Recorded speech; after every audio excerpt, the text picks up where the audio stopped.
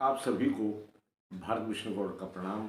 हमारे चैनल पर आपका स्वागत है। मित्रों, आजकल एक विषय बहुत ही चर्चा में है कि भविष्य में एक समय ऐसा आएगा जब इंटरनेट बंद हो जाएगा, मोबाइल बेकार हो जाएंगे और 7 दिन तक अंधकार रहेगा।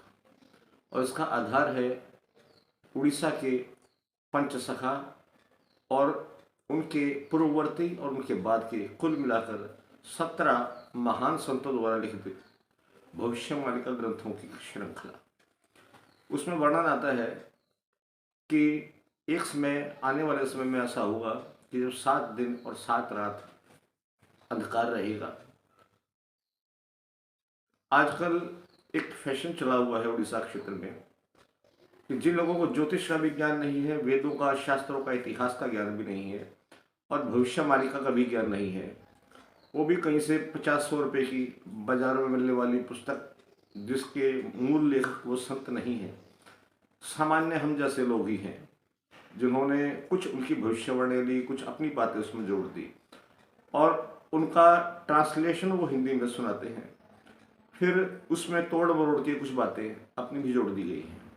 मैं आपको बताऊंगा कि वास्तविकता क्या है।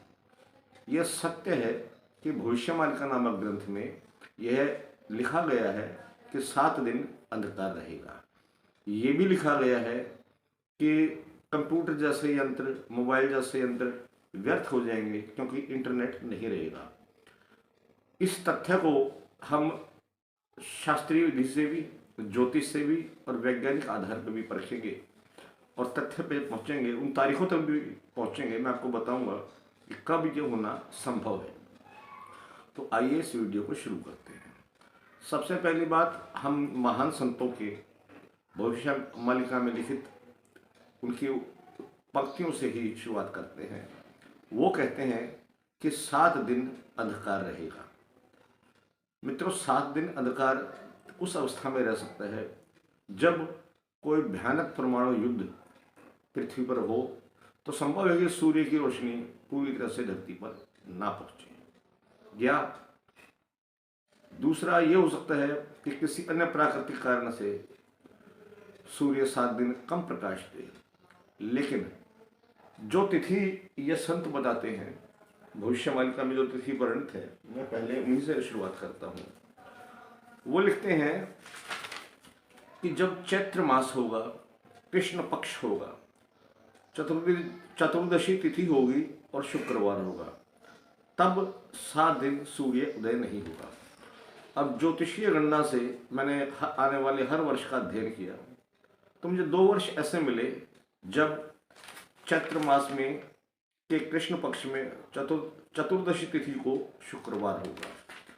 ऐसा एक योग आता है पहली बार 28 मार्च 2025 को और दूसरा योग आता है 21 मार्च 2031 को।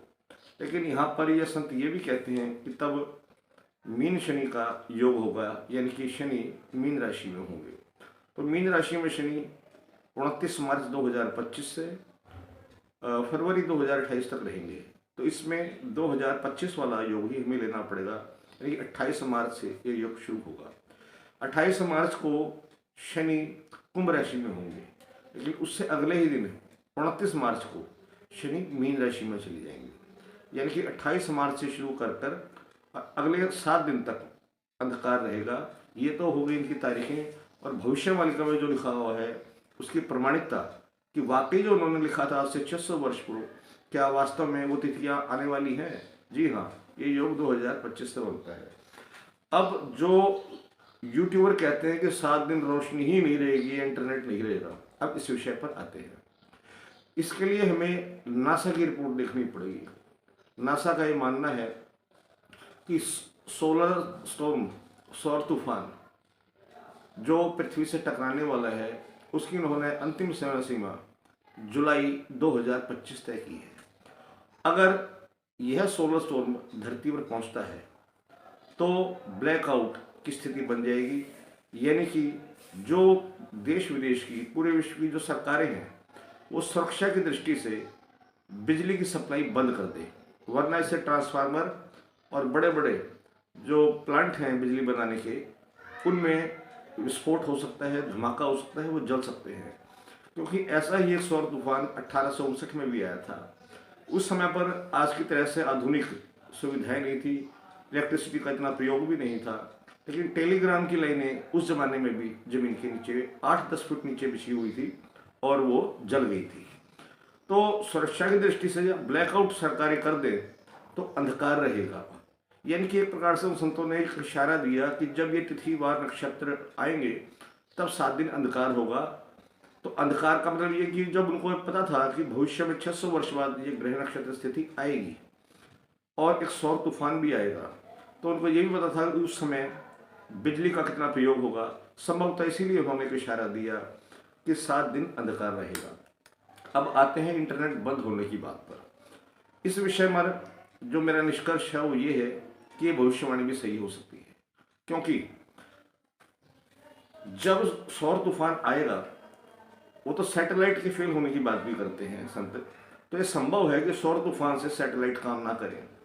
ये भी संभव है कि जो इंटरनेट की जो तारें हैं, केबल्स हैं, जो समुद्र के नीचे से आती हैं, वो जल जाए। तो बहुत संभव है कि इंटरनेट बंद हो जाए। अब कुछ लोग कहते हैं कि हमेशा के लिए बंद हो जाएगा। अब हमेशा के लिए बंद हो जाएगा या उसको रिपेयर करने, मरम्मत करने में कुछ महीने, कुछ दिन या कुछ साल भी लग सकते हैं। वैज्ञानिकों का तो ये मानना है कि हम 3-4 दशक पीछे चले जाएंगे। अस्तु जो भी हो, लेकिन सौर तूफान की वजह से ऐसा होना संभव है। और साथ ही जो तिथिवार नक्षत्र उन संतों ने बताए वो भी सही हैं। तो निष्कर्ष मेरा तो यही है कि हाँ, 7 दिन अंधकार की स्थिति रहेगी।